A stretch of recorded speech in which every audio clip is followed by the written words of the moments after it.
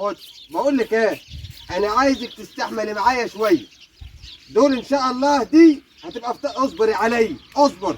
دي فطار ودي غداك ودي ان شاء الله عشاك، بس تستحملي معي شويه.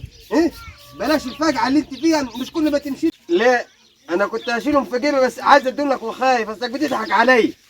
ايه انا اوفرهم بقى. الدور اللي فات لقمتهم لك كل ما اقول لك همشي مش عايز تمشي ومكرت معي، والله ما هدوقها لك. انا هجر انا بدالك بقى ايه، واوفر حق البرسيم اللي بشتريه كل شويه. انا معايا تلم انا مش ناسي لك اللي عملته معايا الدور اللي فات، والله لا جره هان.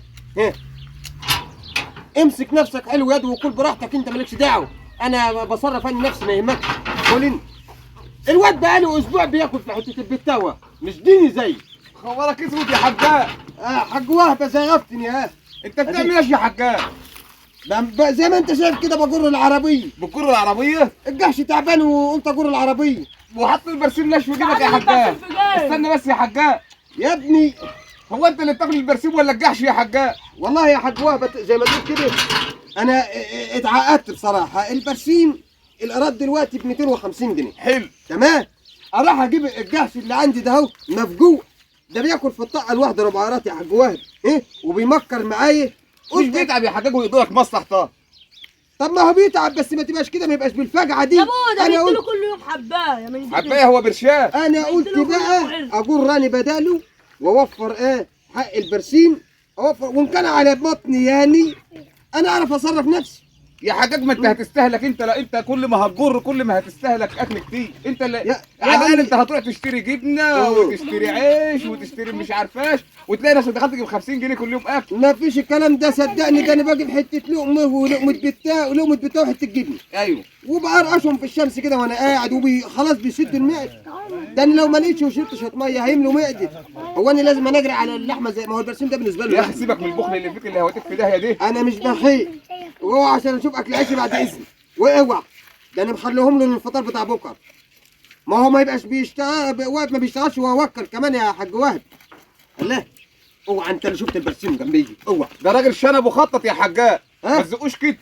شنب واه هتموت بخيل وتعيش بخيل يا حجاج. دي اهو ده هيبقى راجل. راجل ده انا هجوز الاسبوع الجاي. ده راجل ايوه هتجوزوه. ايه هجوز. هيعمل زيك كده. خليك انت بس شوف الواد ده عنده 15 سنه. دي عنده 15 من قله الاكل شوف عملت فيها.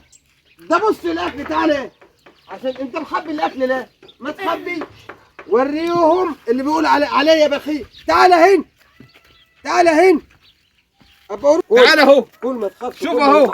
الواد ده سرق البتاع ده ابن اخوي. سرق البتاع من ابن اخوك. خد يا ده البتاع. عرفت كمان ابنك ده لسه في البتاع مناه.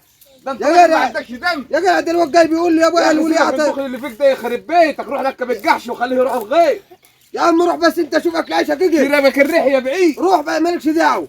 اجري انت بس من هنا. امشي.